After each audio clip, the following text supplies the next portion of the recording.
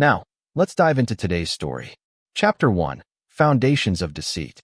Dominic Thorpe had built everything with his own hands. The construction company he started from scratch 15 years ago now employed over 100 people across Nevada. He'd married his college sweetheart, Vanessa, and they had 2 children, Lily, now 8, and Connor, 12. Their sprawling ranch-style home in the outskirts of Reno stood as testament to his success, a success that had required sacrifice. "I'll be home by Wednesday night," Dominic told Vanessa over the phone. The Las Vegas project was behind schedule, and as always, he was the one who had to fix it. At 42, his once jet-black hair now showed silver at the temples, but he remained physically imposing, a man who still worked alongside his crews when necessary. "Take your time," Vanessa replied, her voice oddly detached. "We're fine here." That detachment had been growing for months. Dominic had noticed, but buried himself in work rather than confront it. Vanessa, once vibrant and passionate about her photography career, had become distant. She'd started a local studio 3 years ago, specializing in family portraits and wedding photography. Her newfound independence had coincided with their growing apart. What Dominic didn't know as he hung up was that Thomas Bellwood had been visiting his home regularly during his absences. Thomas, a local gallery owner who had offered to showcase Vanessa's work, had become much more than a business contact. "Is Daddy coming home?" Lily asked as Vanessa set down her phone. "Not until Wednesday," Vanessa answered, exchanging a glance with Thomas, who sat casually at their kitchen island, drinking coffee from Dominic's favorite mug. Connor watched this exchange silently from the doorway, his young face a mask of confusion and growing resentment. He'd witnessed too many of these moments lately, moments not meant for him to see.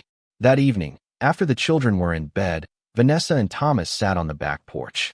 "We can't keep doing this," she said, though her body language suggested otherwise as she leaned into him. "You deserve better than a man who's never here," Thomas whispered, his hand on hers. At 38, Thomas had the cultured air of someone born into money, something he flaunted with designer clothes and a vintage Jaguar. "He's building an empire while ignoring the Queen." "The children complicate things," Vanessa replied. Thomas's smile didn't reach his eyes.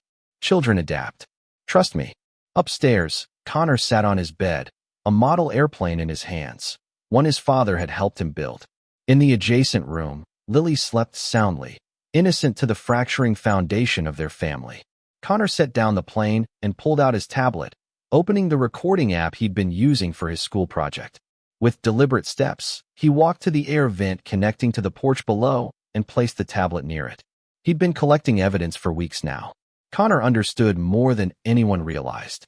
Meanwhile, in Las Vegas, Dominic worked late with his site foreman, Reed Calloway, a weathered ex-military man who had been with Dominic since the beginning. "Something's off with the new investor's demands," Reed mentioned, spreading the blueprints across the makeshift desk. "These last-minute changes don't make sense structurally." Dominic nodded, distracted. "I need you to do something else for me, Reed." "Off the books." Reed straightened, instantly alert. "What's going on, Dom?" "Probably nothing," Dominic said, though his clenched jaw suggested otherwise. "But my gut tells me otherwise. I need you to check on my family while I'm supposedly still here." "You think Vanessa's." "I don't know what to think anymore," Dominic cut him off. "But I need to know what happens when I'm not there." Reed nodded grimly. He'd seen the signs too. The way Vanessa had acted at the company Christmas party, how she'd been evasive when they'd run into each other in town. Neither man spoke what they suspected. Some fears were too damning to voice aloud. Chapter 2. Shattered Certainties. The evidence came in fragments. First, Reed's discreet surveillance photos showing Thomas's Jaguar parked down the street from Dominic's home, then leaving early in the morning. Next, bank statements revealing Vanessa had opened a separate account, into which substantial sums had been deposited. Finally, Connor's recordings, innocent at first, as the boy didn't fully understand what he was documenting, but devastating in their implications. Dominic sat in his hotel room, listening to his son's inadvertent surveillance. His hands trembled not with sadness, but with a cold, calculated rage that transformed something fundamental within him. "We could leave together," Thomas's voice echoed from the speaker. "Start fresh. The gallery in Santa Fe is practically mine." "And what about the children?" Vanessa asked. "They'd be better off with us." Dominic's never been a real father anyway. He's just a wallet and an occasional weekend playmate. The sound of their laughter pierced Dominic like physical pain. Reed watched his friend transform before his eyes. What are you going to do? Nothing. Yet. Dominic's voice had changed, harder, flatter. They want to take everything from me? Let's see how that plays out. The next morning, Dominic called Vanessa. The project's hit some snags. I'll be gone at least another 3 weeks. Oh, he detected the poorly hidden relief in her voice. Well, do what you need to do. I always do, he replied, ending the call. Within hours, Dominic had contacted his lawyer, Adele Montgomery, a razor-sharp attorney known for her ruthless efficiency in divorce cases. I need everything documented, everything legal, and everything devastating, he told her in her downtown office. Adele's feline smile held no warmth. They always get sloppy. Affairs make people stupid. She's planning something with him, Dominic said. I need to know what. Adele nodded. I'll put my best investigator on it. In the meantime, act normal. Give her enough rope to hang herself. That evening, Dominic called his children, as he always did when away. Dad, when are you really coming home? Connor asked, his voice hushed. The question caught Dominic off guard. What do you mean, buddy? I know you're not in Las Vegas anymore. I tried calling the hotel, and they said you checked out. Dominic silently cursed himself for underestimating his son. I'm handling some complicated business, Connor. But I promise, I'm coming home soon, and things are going to change. Mom's different when you're gone, Connor confessed. She's not herself. I know, son, but I need you to keep being strong for Lily too. Can you do that? Yes, sir, Connor replied, sounding older than his 12 years. Keep those recordings coming, Dominic added quietly. But be careful. Don't let anyone know. Meanwhile, Thomas and Vanessa's plan was accelerating. Thomas had introduced Vanessa to his attorney, Brendan Walsh, a slick divorce lawyer known for extracting maximum settlements. The construction company is worth at least $20 million, Walsh explained in Thomas's sleek downtown loft. With his absence and your primary caregiver status, we can push for full custody and at least half the business value. I don't want to destroy him, Vanessa protested weakly. Thomas placed his hand over hers. He destroyed your dreams for years, Nessa. This is just balance. What none of them knew was that Adele's investigator had planted listening devices during a supposedly routine inspection of Thomas's gallery. Every word was being transmitted to Dominic, who sat in a rented apartment across town, building his counterattack. The children are the key, he muttered to himself, making notes. Always the children. Chapter 3, The First Move. The ambush came without warning. Dominic returned home unannounced on a Tuesday evening, walking in as if he'd just been out for the day. The shock on Vanessa's face would have been comical under different circumstances. Dominic, she gasped, nearly dropping the wine glass in her hand. The table was set for 2, candles already lit. Surprise, he said flatly. Project wrapped early. Before she could respond, the front door opened again, and Thomas stepped in, a bottle of wine in hand. He froze upon seeing Dominic. Expecting company? Dominic asked, his voice dangerously calm. Thomas was just, we were discussing the gallery showing, Vanessa stammered. Dominic nodded slowly. Of course. Business dinner. Thomas recovered his composure, extending his hand. Good to see you, Dominic. Vanessa's work is really gaining attention. Dominic ignored the outstretched hand. I bet it is. The tension was broken by the children thundering down the stairs, Connor leading with Lily close behind. Dad, Lily launched herself into his arms. Dominic caught her, his hard expression momentarily softening. Connor held back, his eyes darting between the adults, understanding far too much. Mr. Bellwood was just leaving, Dominic said, his eyes never leaving Vanessa's face. Thomas retreated with practiced dignity. We'll reschedule, Vanessa. Lovely to see the family reunited. After he left, an unnatural quiet descended on the house. Dominic spent the evening playing with the children, acting as if nothing was wrong. Vanessa moved around them like a ghost, unsure of what Dominic knew or suspected. That night, after the children were asleep, the confrontation finally came. How long? Dominic asked simply, standing in their bedroom doorway. Vanessa sat at her vanity, removing her makeup with trembling hands. How long what? Don't. His voice cut like a blade. Respect me enough not to play stupid. She set down her cloth, meeting his eyes in the mirror. 6 months. But it's more than just, it's not what you think. It's exactly what I think. You and Thomas planning to take my children and half my company while I'm building our future. The color drained from her face. How did you know about Brendan Walsh? About the Santa Fe Gallery? About all of it? Dominic stepped into the room, closing the door behind him. I know everything, Vanessa. Every meeting, every plan, every lie. The children deserve stability, she whispered. You're never here. And I'm supposed to believe they'd have that with a man who's helping their mother betray their father? Dominic laughed without humor. You haven't filed yet, which means you're still building your case. Gathering evidence of my absence and neglect. It's not like that, she protested weakly. Here's what's going to happen. Dominic continued as if she hadn't spoken. We're going to continue as normal for now. You'll tell Thomas to back off temporarily. I'll be the devoted husband returning to save our marriage. And why would I do that? Dominic placed a thumb drive on her vanity. Because if you don't, the recordings on this drive go to everyone we know. Your parents, who funded your studio and adore me, by the way. Your church friends. Everyone. Fear flickered across her face. You're blackmailing me? I'm giving you a chance to do this with dignity, he corrected. File for divorce now, and it gets ugly immediately. Wait, play by my rules, and maybe, you walk away with something. The next morning, Dominic was the perfect father, making breakfast for the children, kissing Vanessa on the cheek before leaving for the office. To anyone watching, they were the ideal family. But Connor knew better. That afternoon, he approached his father in the garage, where Dominic was organizing tools with methodical precision. Are you and Mom getting divorced? He asked directly. Dominic considered his son carefully. Why do you ask that? Because she's different when you're gone. And because of Mr. Bellwood. Dominic set down his tools and faced his son fully.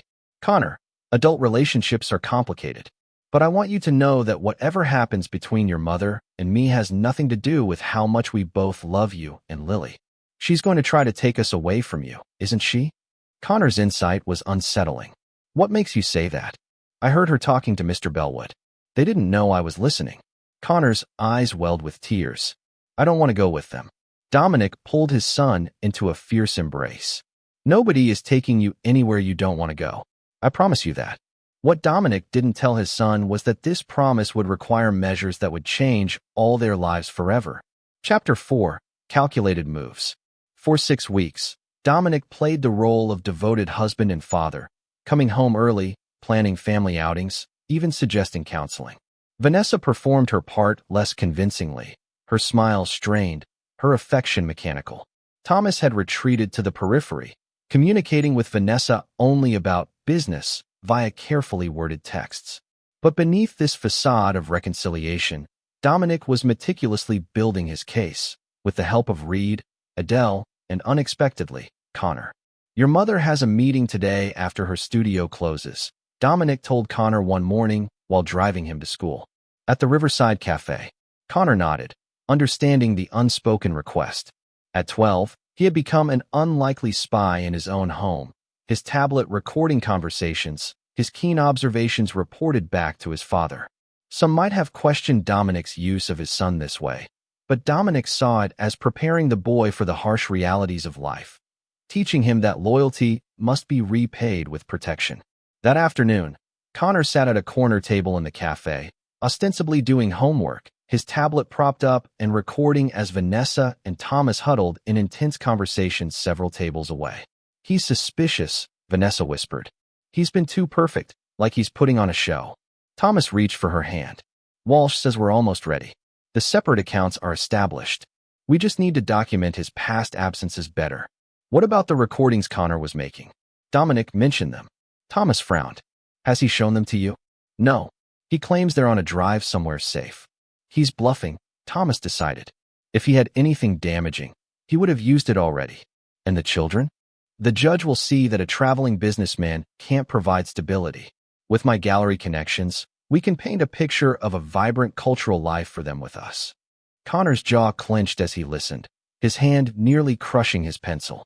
Later, he played the recording for his father in Dominic's workshop, where they could speak privately.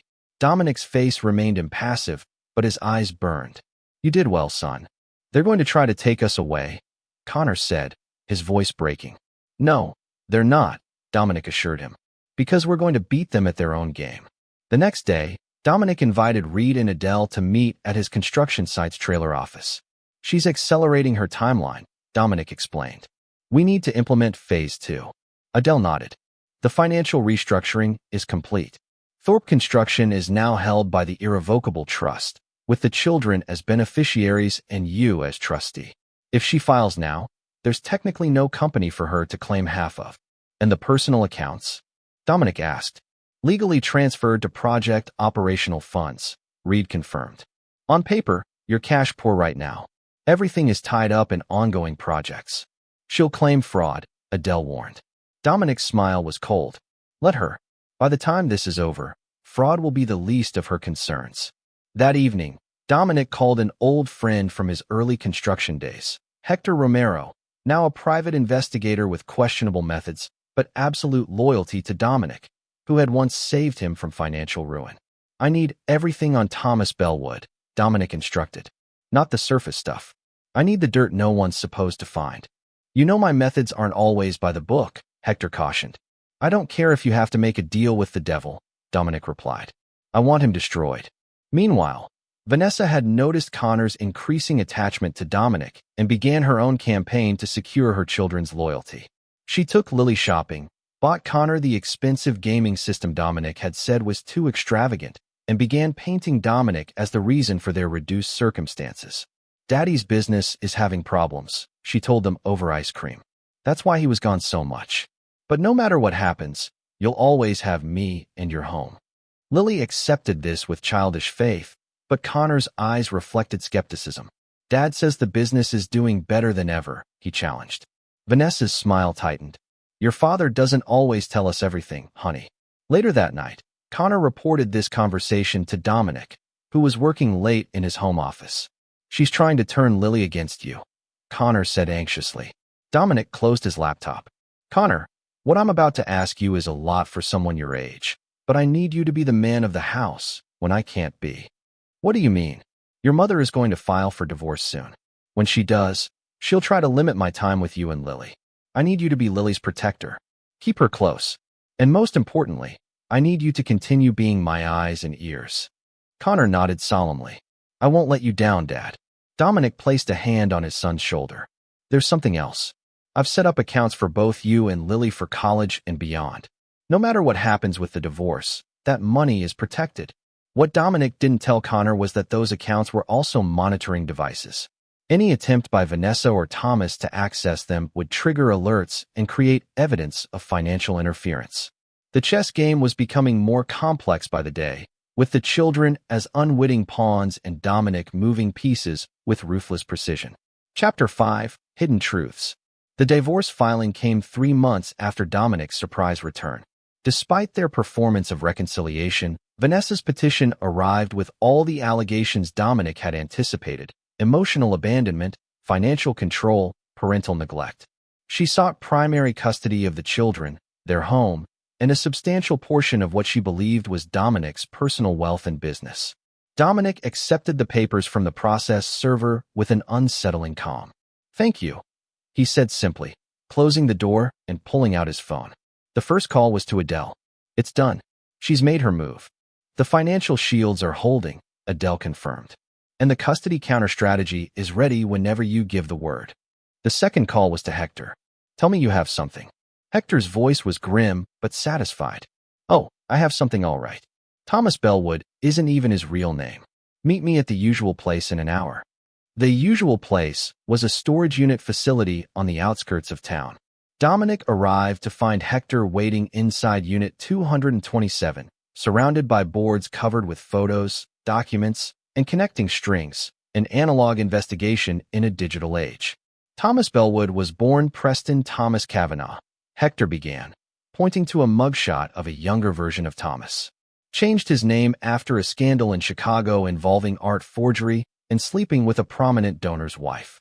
He wasn't charged, Daddy's connections saw to that, but the name change and move west gave him a fresh start. Dominic studied the evidence. This helps, but it's not enough to destroy him. Oh, I'm just getting started, Hector grinned. Your boy Thomas has a pattern.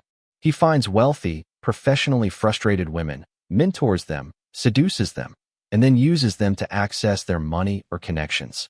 Sometimes both. Vanessa isn't wealthy, Dominic pointed out. No, but you are. And her photography studio connects her to all the wealthy families in town. Hector pinned up more photos. He's done this in 3 cities that I can trace: Chicago, Portland, and now here. But here's where it gets interesting. In Portland, he left behind a wife and child. Dominic's eyes widened. He's still married? Technically divorced, but he's significantly behind on child support. There's a warrant for his arrest in Oregon. Hector handed over a thick file. And here's the piece de resistance. He's been selling forgeries through his gallery. Not the main exhibitions. Those are legitimate to maintain his cover, but special private collections for selected clients. Can you prove it? I acquired one of his recent sales. Hector unwrapped a small canvas. This supposed early work by Carson Walsh was created about 3 months ago in a studio in Oakland. I have the actual artist on record. Dominic's smile was predatory. This is perfect. While Dominic plotted Thomas's destruction, Vanessa implemented her own strategy, focusing on the children. She filed for an emergency custody order, claiming Dominic's rage after the divorce filing made him a threat to their well-being. That evening, a sheriff's deputy arrived at Dominic's door. Dominic Thorpe? The deputy looked uncomfortable. I have a temporary order for you to vacate the premises. You're to have no contact with your children until the emergency custody hearing next Friday. Dominic had anticipated this move, but still felt the burn of rage behind his eyes. He nodded calmly. May I at least say goodbye to my children? They're not here, sir. Mrs. Thorpe took them to her sister's for the night. After the deputy left, Dominic called Connor's cell phone, which went straight to voicemail. Instead of leaving a message, he sent a text. Stay strong. Trust the plan. The next morning, Dominic appeared at Adele's office before normal business hours. She's taken the children and gotten a protective order, he said without preamble. Adele nodded. As expected, our counterfiling is ready. But Dominic, are you sure about this approach? It's going to get extremely ugly. She crossed the line when she used my children as weapons, Dominic replied flatly. There's no going back now. That afternoon, Adele filed their counterpetition, alleging parental alienation, fraudulent claims, and including affidavits from several of Dominic's employees testifying to his dedication to his family despite his work commitments. More damaging were the recordings Connor had made of Vanessa and Thomas discussing their plans to take the children away from Dominic. Simultaneously, Hector anonymously provided evidence of Thomas's fraudulent art dealings to both the local police and several of his most prominent clients. Within 24 hours, Thomas's carefully constructed world began to crumble. Vanessa, isolated at her sister's house with the children, was blindsided when Thomas called in a panic. The gallery's being investigated, he hissed. Someone sent evidence of forgery to the police. I have to leave town for a while. What? You can't leave now. Vanessa's voice rose. I've just filed for divorce. I need you here. In the next room, Connor pressed his tablet against the wall, capturing every word of their increasingly frantic conversation. This was never part of the plan, Thomas snapped. I can't help you if I'm in jail. What about us? What about starting over together? The long pause told Vanessa everything. We need to be practical, Thomas finally said. Handle your divorce, get what you can, and we'll reconnect when things calm down. After the call ended, Vanessa sat in stunned silence. Connor quietly returned to the guest room he shared with Lily, who was absorbed in a tablet game. He sent the recording to his father with a simple message. She knows he's leaving her. Dominic received this information in the temporary apartment he'd rented. His expression didn't change, but something dark flickered in his eyes. He made a single call to Reed. Accelerate the timeline, he ordered. It's time for Thomas Bellwood to completely self-destruct. Chapter 6. Cornered Adversaries. The emergency custody hearing was scheduled for Friday, but by Wednesday, Thomas Bellwood's world had imploded. Police had seized artwork from his gallery, former clients were filing lawsuits, and his past in Portland had caught up with him in the form of officials seeking back child support payments. Most devastating was the anonymous tip to the local art community, revealing his true identity and past scandals. Vanessa arrived at the gallery to find it closed, a police notice on the door. Her calls to Thomas went unanswered. When she finally reached him that evening, his true character emerged. This is your husband's doing, Thomas snarled. He must have hired someone. What are you going to do? Vanessa asked, her voice small and frightened.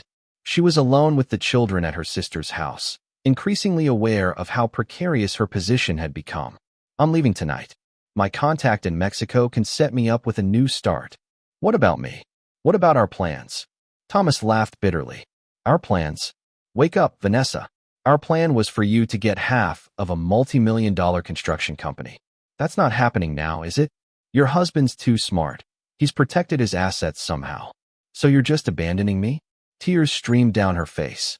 You still have the children, Thomas replied coldly. Use them. Make him pay for custodial peace. After hanging up, Vanessa collapsed onto the guest bed, her world crumbling around her. From the hallway, Connor recorded her subsequent call to her divorce attorney, where she frantically tried to salvage her case. There must be something we can do, she pleaded. He's hidden the money somewhere, I know it. Mrs. Thorpe, her attorney said grimly. Your position has weakened considerably. Mr. Bellwood was a key character witness for your claims of Mr. Thorpe's negligence. With his credibility destroyed, and these recordings of you two planning to use the children as leverage, I must advise you to consider a settlement. A settlement? He's taken everything. Not the children. You still have primary custody under the temporary order. The calculation that crossed Vanessa's face would have shocked anyone who knew her before all this began. Then we use that. He'll pay anything to see them. Connor silently retreated from the door, clutching his tablet with white-knuckled hands. His text to his father was brief. Mom's going to use us to get money. Dominic read this message in Adele's office, where they were preparing for the custody hearing. His lawyer watched his face harden into something frightening. She's crossed the final line, he said quietly. Dominic, Adele cautioned, whatever you're thinking. I want full custody, he cut her off. Not joint. Full. And I want her stripped of everything. That's unlikely given. Make it happen, he interrupted again. We have the recordings. We have evidence of her conspiracy with a known fraud. And now we have her explicitly stating she's using the children as financial pawns. Adele studied him carefully. There's something else we could use, but it's risky. What? Your son. He could testify to what he's witnessed. Children's testimony, especially at his age, can be powerful. Dominic's immediate instinct was to refuse. Putting Connor on the stand would expose him to trauma no child should experience. But then he remembered Vanessa's cold calculation, her willingness to use their children as commodities. Let me talk to him, Dominic finally said. It has to be his choice. That evening, despite the protective order, Dominic met Connor in a park near his sister's house. The boy had snuck out after dinner, telling his aunt he was getting something from the car. Dad, Connor embraced him fiercely. Dominic held his son tightly. I don't have much time. Are you okay? Is Lily okay? We're fine, but Mom's different now. Scary different. She keeps talking about making you pay. Dominic knelt to meet his son's eyes. Connor, I need to ask you something important. Would you be willing to speak to the judge about what you've seen and heard? It would mean answering questions in court with your mother present. Connor didn't hesitate. Yes, I have all the recordings too. It won't be easy, Dominic warned. People will say I manipulated you or turned you against your mother. I know what I saw. Connor replied with a certainty beyond his years. I know what's true. As they parted, Connor handed over his tablet. Everything's on here. The passwords are in our special code. This special code was a system Dominic and Connor had developed years ago during a phase when Connor was obsessed with spies. A simple cipher based on baseball statistics that only father and son understood. Back at his apartment, Dominic reviewed the recordings, each more damning than the last. Vanessa and Thomas plotting financial strategies, discussing how to limit Dominic's access to the children. Even Vanessa coaching Lily on what to say about her father being scary sometimes. The final recording, from just hours earlier, captured Vanessa on the phone with someone, presumably Thomas again. I don't care what it takes, she was saying, her voice hard with desperation. I need those account passwords. Connor must know something. He and Dominic have always been thick as thieves. I'll get it out of him tomorrow. Dominic's hand clenched so tightly around his phone that the screen cracked. In that moment, something fundamental shifted in him. This was no longer just about protecting his assets or even winning custody. This was about saving his children from a woman he no longer recognized. He made 3 calls in rapid succession, to Adele, to Reed, and finally to Hector. Each conversation was brief and focused on a single objective, ensuring that Vanessa Thorpe would regret ever threatening their children. The custody hearing was no longer just a legal proceeding. It was going to be a reckoning. Chapter 7. Courtroom Revelations. The family court was packed by 9 a.m. that Friday. News of Thomas Bellwood's art fraud and subsequent disappearance had made local headlines, creating unusual public interest in what would normally be a private custody matter. Judge Eleanor Winters, a veteran of 20 years on the family court bench, surveyed the crowded room with clear displeasure. Dominic sat with Adele at one table, his posture rigid but controlled. Across the aisle, Vanessa appeared with her attorney, Brendan Walsh, looking significantly less polished than in his promotional materials. Vanessa herself had the hollow-eyed look of someone who hadn't slept in days. The children were not initially present, being kept in a waiting room with a court-appointed guardian. Before we begin, Judge Winters announced, I want to make clear that my primary concern is the welfare of the Thorpe children. I've reviewed the emergency petition, the counter-petition, and the submitted evidence. This hearing will determine temporary custody arrangements until the divorce proceedings are further along. Walsh rose first, portraying Vanessa as a devoted mother suddenly abandoned by a workaholic husband who had systematically drained their accounts upon learning of the divorce. He painted Dominic as vindictive and manipulative, suggesting the recordings were edited or obtained under duress.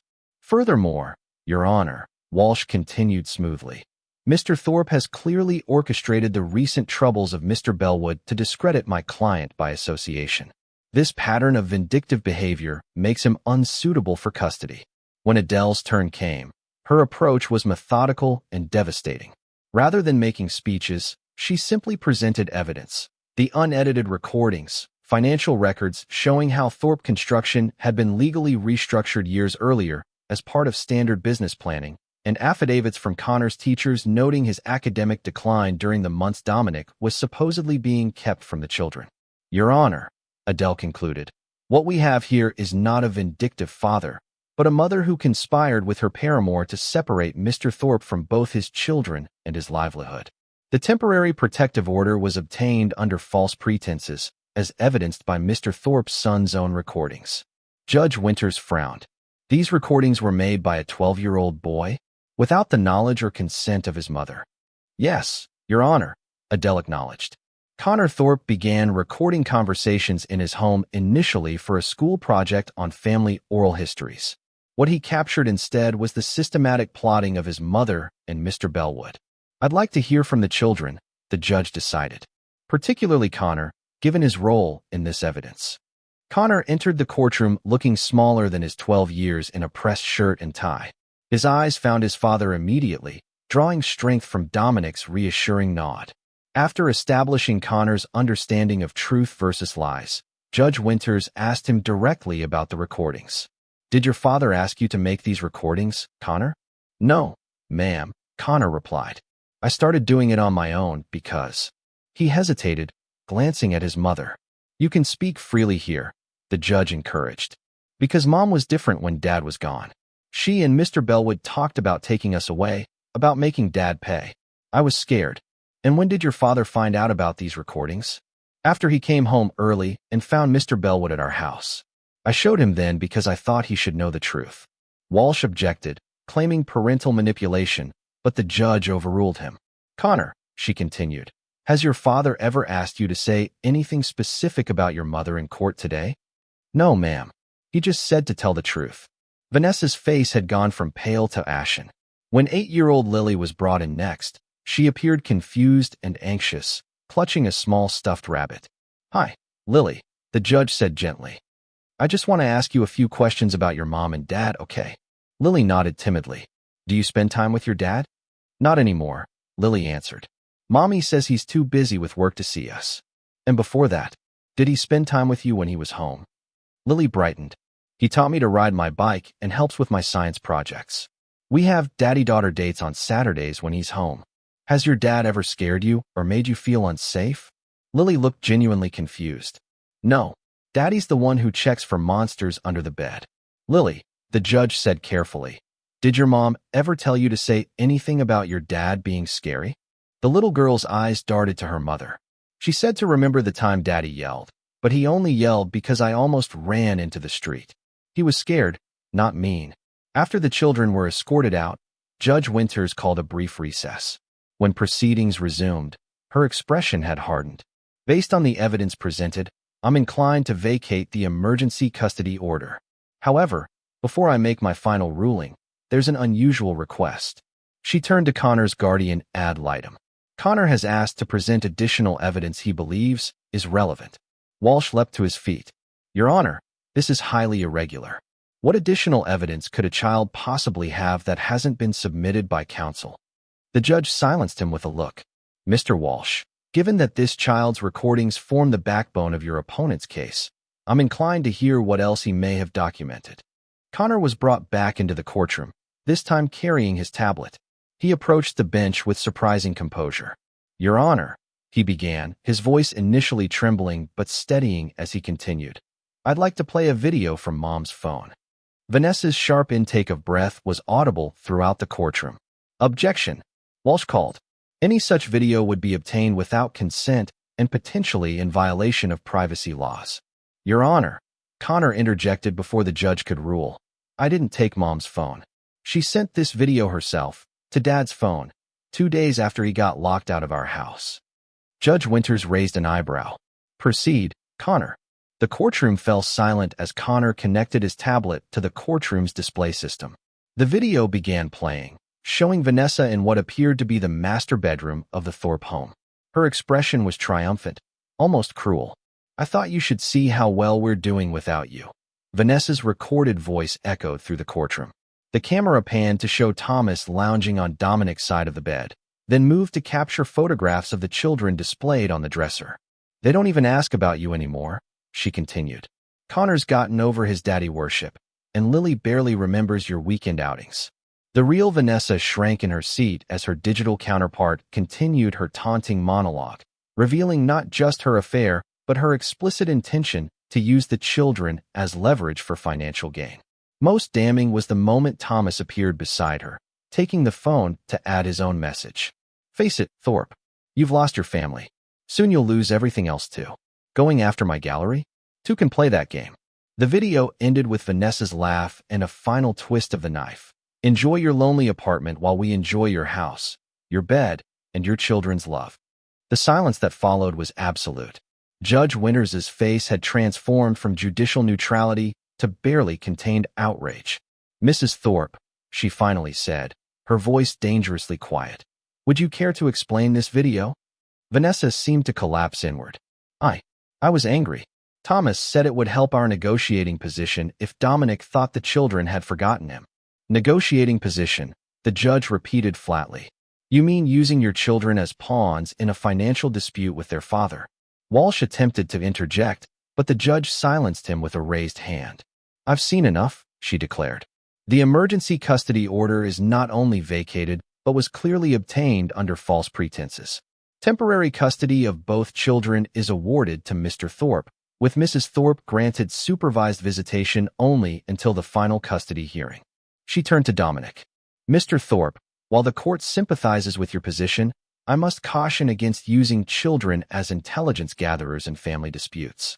However, given the circumstances and the clear, unprompted nature of Connor's recordings, I'm making an exception in this case. As the judge continued outlining the terms of her ruling, Dominic maintained his composure, but his eyes never left Vanessa's face. There was no triumph in his expression, only a cold finality that made Vanessa finally understand what she had unleashed. Outside the courtroom, as Dominic embraced his children, Vanessa approached, her face streaked with tears. Dominic, please, she began. This has all gone too far. We can work something out.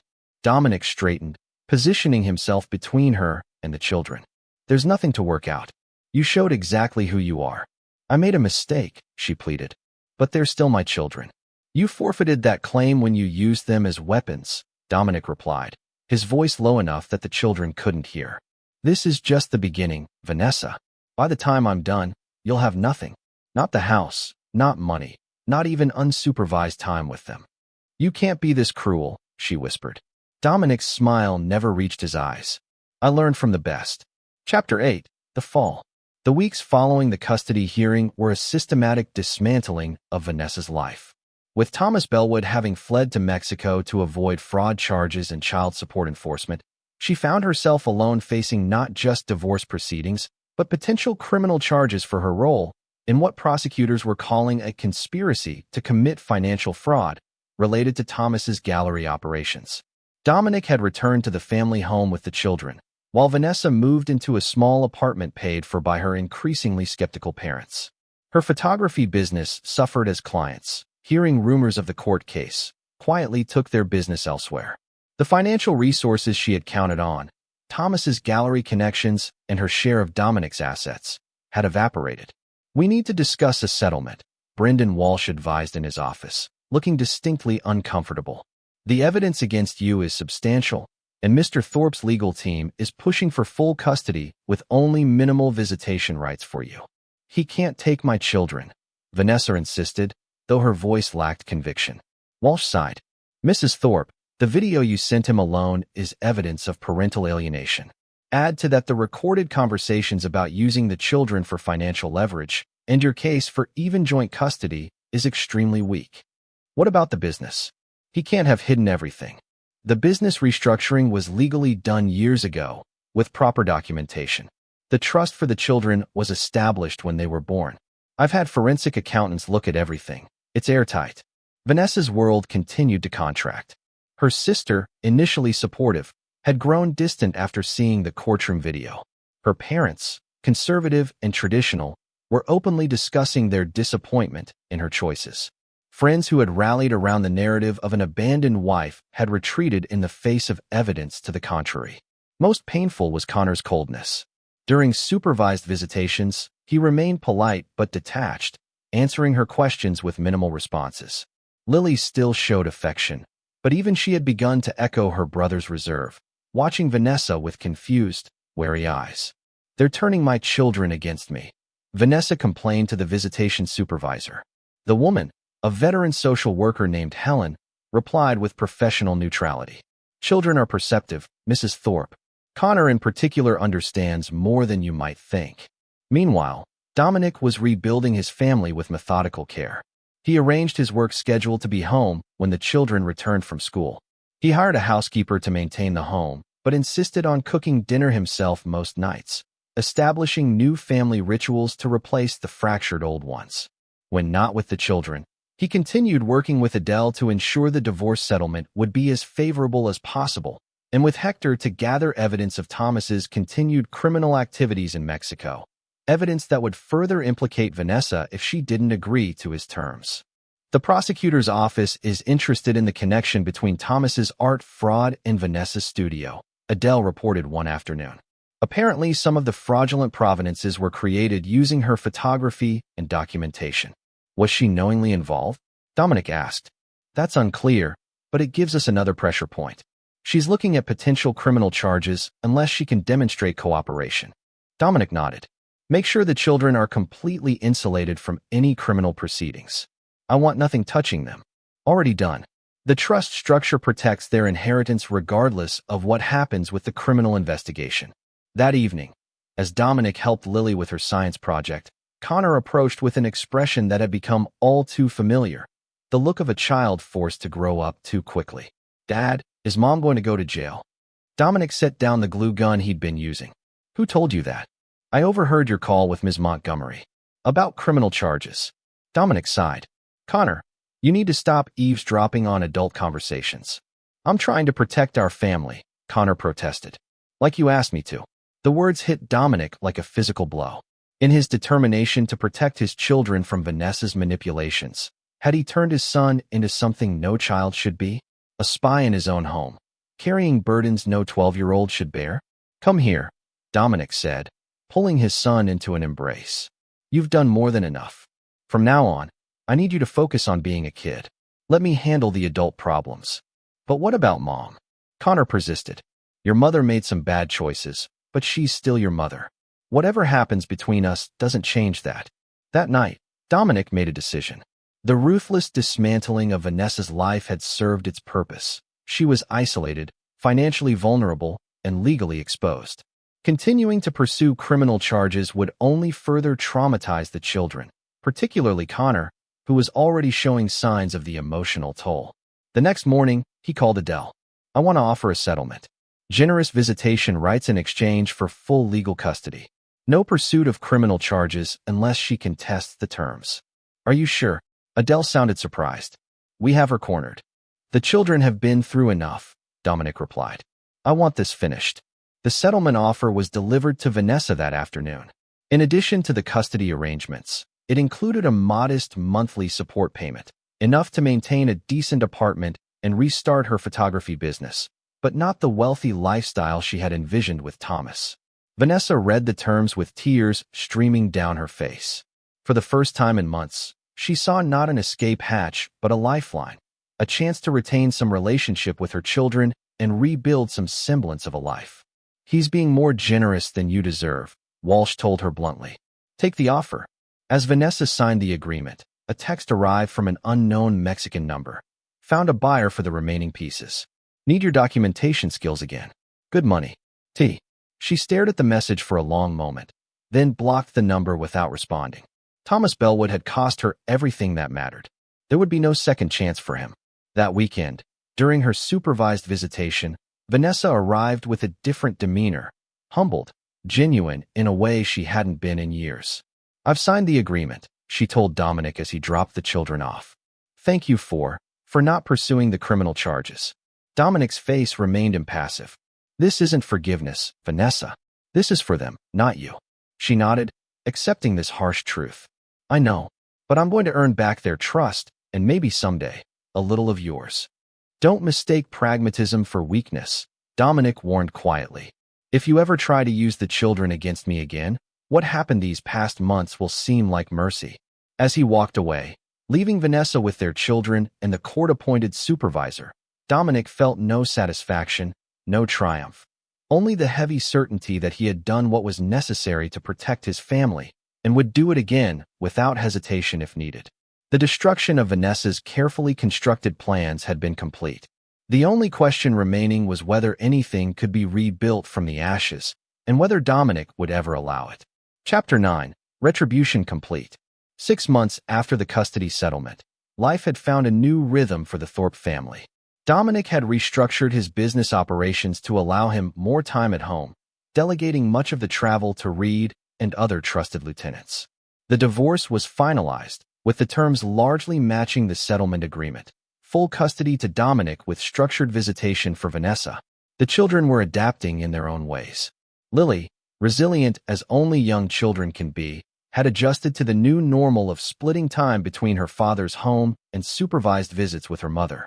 Connor, however, remained changed by the experience, more serious, more watchful, a shadow of adulthood falling across his features too early. On a crisp Saturday morning, Dominic sat on the sidelines of Connor's baseball game, watching his son pitch with focused intensity. Beside him sat Helen, the social worker who had supervised the early visitations and had since become something like a family counselor. "He's still carrying too much," Helen observed, nodding toward Connor. "Taking responsibility for things no child should." Dominic sighed. "I know. I've tried telling him it's not his job to protect the family anymore, but you made it his job during the divorce," Helen finished gently. "Children take those assignments seriously, Dominic. They don't easily relinquish them." On the pitcher's mound, Connor struck out another batter, his face showing no joy in the accomplishment, only grim satisfaction at a task well executed. "He reminds me of myself at that age," Dominic admitted. "Too serious, too determined to control everything." "Is that what you want for him?" The question lingered between them as the inning ended and Connor jogged to the dugout, exchanging no high-fives with teammates, his eyes immediately seeking his father for approval. Later that day, as they celebrated the team's victory with ice cream, Dominic broached a difficult subject. "Your mom called yesterday. She's completed the parenting classes and therapy sessions. The court's considering removing the supervision requirement for her visitations." Connor's spoon paused halfway to his mouth. "Are you going to fight it?" "I'm asking what you think about it," Dominic replied carefully. "Does it matter what I think? You're the one who decides everything." The bitterness in his son's voice caught Dominic off guard. "Connor, of course it matters. But I'm still the parent here. Like mom was the parent when she was trying to take us away? Connor challenged. Dominic set down his own spoon, studying his son. Is that what this has been about? You becoming the parent because you don't trust either of us to do it right. Connor's eyes filled with tears he stubbornly refused to let fall. I just don't want things to change again. Every time they change, it gets worse. That evening, after both children were asleep, Dominic sat alone in his home office, reflecting on the past year's events. On his desk sat a folder containing the final piece of leverage he had maintained against Vanessa. Evidence linking her more explicitly to Thomas's art fraud scheme, evidence he had chosen not to use in the settlement. His phone buzzed with a text from Hector. Bellwood spotted back in the States. San Diego area. Want me to notify authorities? Dominic stared at the message, feeling the familiar cold rage stirring in his chest. Thomas had escaped the full consequences of his actions, fleeing to Mexico while Vanessa faced the wreckage alone. Part of him, a significant part, wanted to see Thomas pay for his role in nearly destroying his family. But another voice spoke louder. Connor's bitter accusation, the realization that his son was becoming a mirror of his own worst qualities, the ruthlessness, the inability to let go, the need for complete control. No, he texted back. Let it go. Hector's response was immediate. You sure? After everything he did. Dominic started to type a justification, then deleted it. Yes, we're done with him. The next morning, Dominic called Vanessa and arranged to meet at a neutral location, a coffee shop downtown where they had once been regular customers in the early days of their marriage. She arrived looking better than he had seen her in months. The haunted, desperate look had faded, replaced by something more grounded.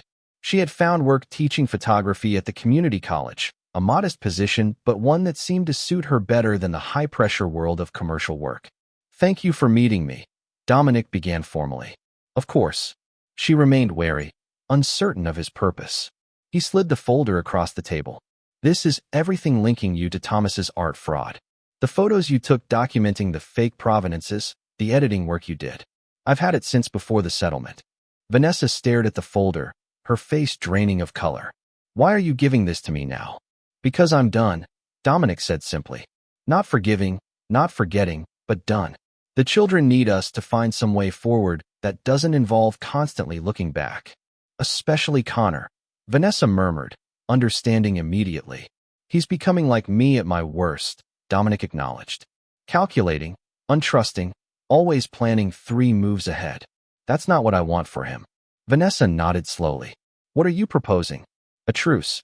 Not friendship, not reconciliation, but a functional co-parenting relationship. I'll support removing the supervision requirement if you continue the therapy and parenting classes. We communicate directly about the children, no intermediaries. And Thomas is your past, not your present. If he contacts you again, you tell me immediately. If I find out you're involved with him in any capacity, all of this goes to the prosecutor's office. His tone made clear this was non-negotiable. He texted me from Mexico, Vanessa admitted. I blocked him. Dominic nodded, satisfied with her honesty. He's back in the country. San Diego area. Fear flickered across her face. Are you going to? No, Dominic interrupted. Unless he approaches you or the children, I'm done with Thomas Bellwood. He took enough of our energy already. The conversation shifted to practical matters, schedule coordination, school events, the children's ongoing needs. For the first time in over a year, they spoke as parents rather than adversaries. As they prepared to leave, Vanessa asked the question that had clearly been on her mind throughout. Why the change, Dominic? You had everything you wanted. You won. Dominic considered this, then answered with unexpected honesty. Because winning wasn't enough. I destroyed your life, got full custody, protected my business, and my son is still miserable. Maybe there's something to be said for mercy, even if it's not deserved. Is that what this is? Mercy? No, Dominic replied, standing to leave. It's pragmatism. Our children need both of us to be better than we've been. Nothing more, nothing less. 3 weeks later, the court removed the supervision requirement for Vanessa's visitations. The first weekend the children stayed at her new apartment, Dominic found himself alone in the family home for the first time in months, the silence both welcome and unsettling. His phone rang, Reed, calling about a potential new project in Seattle. It's a good opportunity, Reed was saying. but it would mean significant travel for the setup phase. Before the divorce, Dominic would have immediately committed, trusting that the family would adapt around his ambitions. Now, he found himself considering a different calculus. "Let me think about it," he replied. "I need to figure out how it would work with the custody schedule." After hanging up, he walked through the quiet house, pausing at Connor's room. On the desk sat a half-finished model plane, another father-son project that had been interrupted by the chaos of recent months.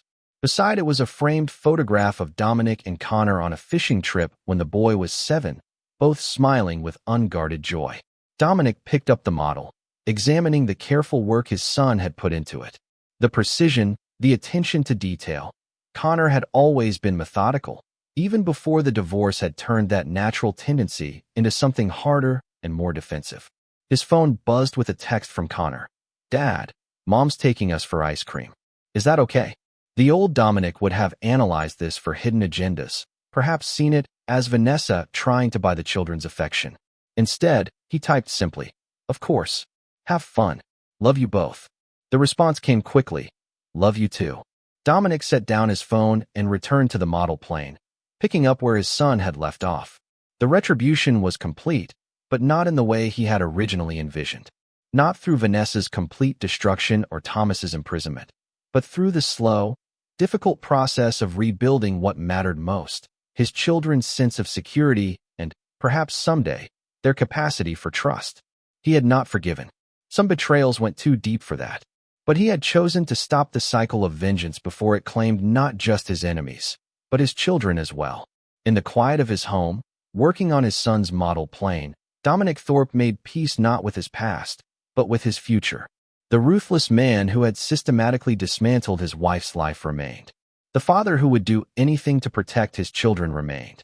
But alongside them now stood a man who understood that true victory sometimes required knowing when to lay down arms, not out of weakness, but out of strength. It was, perhaps, the most difficult victory of all. This is where our story comes to an end. Share your thoughts in the comments section. Thanks for your time. If you enjoy this story, please subscribe to this channel. Click on the video you see on the screen, and I will see you there.